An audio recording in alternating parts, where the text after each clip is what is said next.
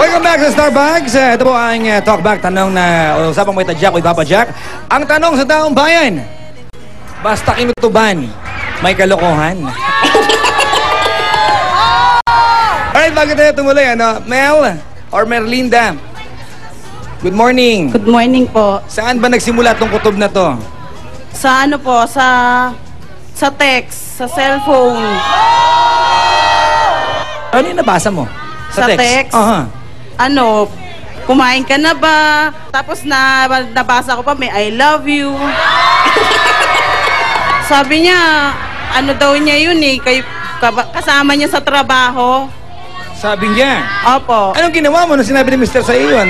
Ginawa ko, tinext ko yung nag-text sa kanya. Nagpanggap ng ano?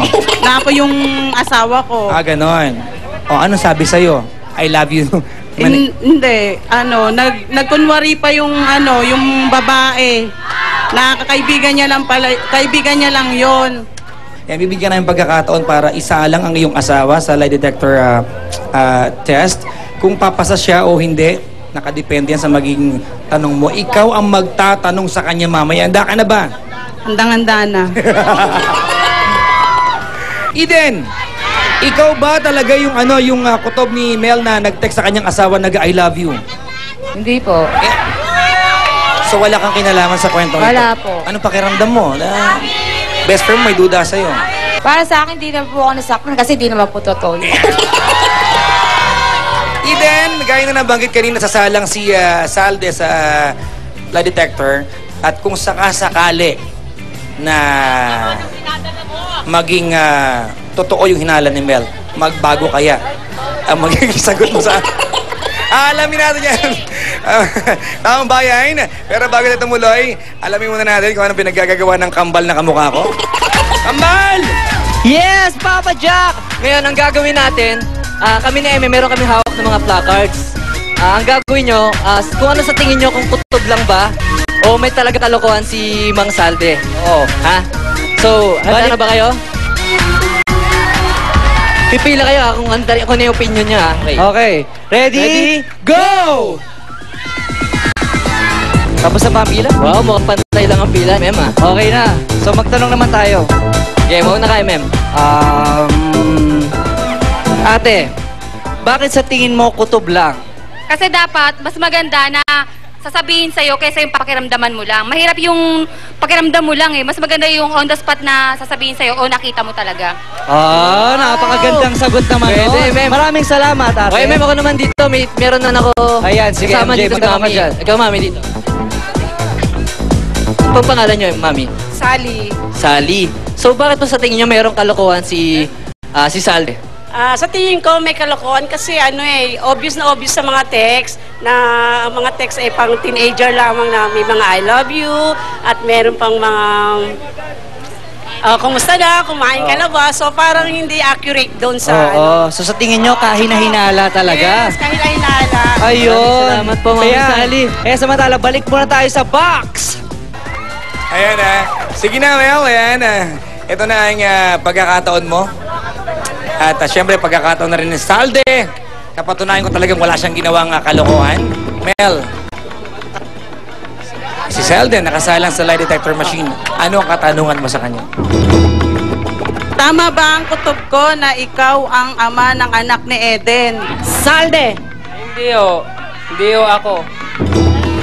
Siya ba ay nagsasabi ng totoo? Oo o hindi? Inspector, ano ang resulta? Ayon sa ating lie detector machine, Mel, nagsasabi ng katotohanan ng iyong asawa na hindi siya ang ama ng anak ni Eden. Satisfied ka ba? Hindi. Kontento ka na ba sa isang tanong? May tanong pa ako. May tanong ka pa? Pagbibigyan ba natin siya? Tama ba ang kutob ko na may relasyon kayong dalawa ni Eden? Hindi wala. Hindi. Walang relasyon. Inspector, si Saldi ba ay nagsasabi ng totoo? Oo o hindi?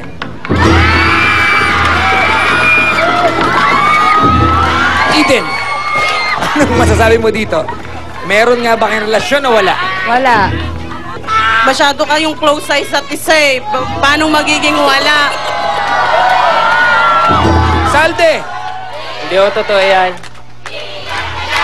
So, ibig sabihin... Teka lang ha. Yung closeness nyo, dumating sa punto nagdududa ka na. Opo. Tama ba yun? May ka-I love you-han ka sa text? Hindi, kasi friend ko eh. I love you lang naman yun eh. Pagtanggol mo, bakit kami I love you? May ka-I love you-han sa text? Hindi naman walik yun eh. Okay lang makipag-I love you-han, wag lang makipaghalikan. Opo, okay lang naman makipag-I love you, huwag lang makipaghalikan. Okay, tanong. Si Eden ba ang ka-I love you-han mo?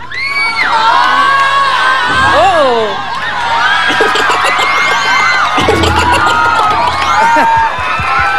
Teka lang! Ikaw ba talaga yon? Nag-I love you? Ilang kaibigan lang. Si Salde, ang tanongin natin. Yung I love you niyan, yung ka-I love you-han niyo ba? May mali siya o wala?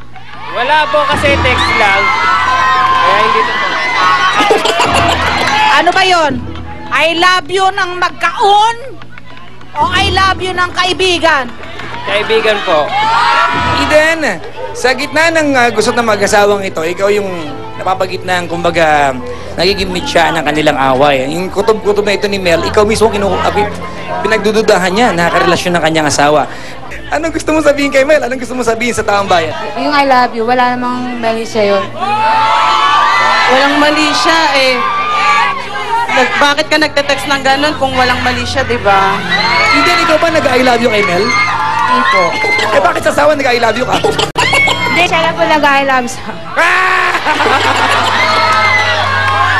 Salde, ikaw ba nag-I love you kay Mel sa asawa mo? Nag-I love you po ako sa asawa ko, hindi sa kanya. Ibig sabihin nag-I love you kay Mel, nag-I love you kay Eden. I love you lang bilang kaibigan, pero hindi asawa. Mel, ano yung saloobin mo sa natuklasan mo? Sa tingin ko po, parang may relasyon sila. Kasi pag nasa labas, lagi pa siya nasa labas eh. Eh pag labas ko naman, magkasama sila.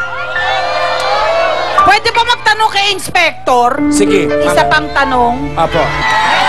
May relasyon pa ba kayong dalawa hanggang ngayon, Salde? Wala kaming relasyon. Inspector, nagsasabi ba siya ng totoo? Oo o hindi?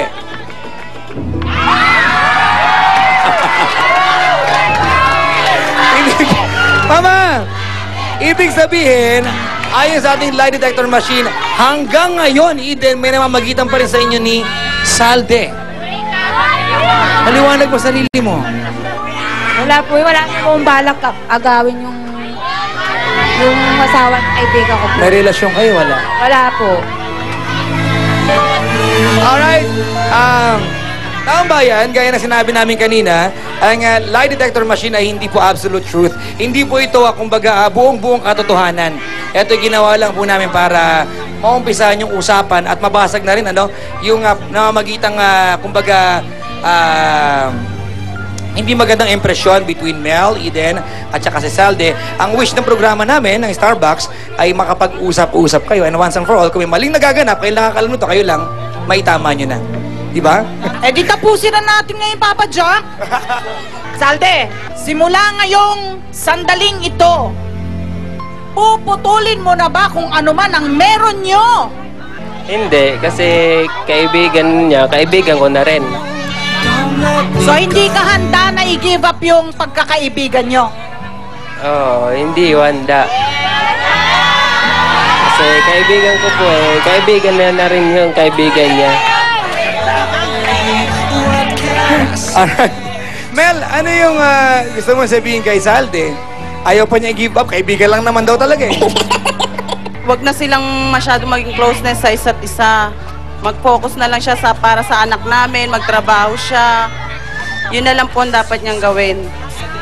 Eden, Ikaw ba, pag dumating yung pagkakataon, handa ka na bang sabihin yung tatay ng anak mo para matigil tong gulong to? Ito po. Ha? Opo. Sino ba kasi tatay ng anak mo? Pero hindi naman po si Sandy. Sa ibang bansa. Ayan. Papa Jack, Ay. bakit hindi natin tanungin si Eden Aha. kung siya naman ang puputol na lang nung pagkakaibigan nila si Kay Salde? Handa ka bang iwasan si Sasha? Handa ka bang ikaw ang lumayo kasi nga ikaw ang cause. Ikaw ang dahilan nung pag-aaway ng mag-asawa. Oo, handa po. Pag nag-I love you si Salde, di ka na mag-text back. Ang kutob naman, ang kutob namin ni Mama Ali sa magbabalik ng Starbucks. Dito, kasali ka!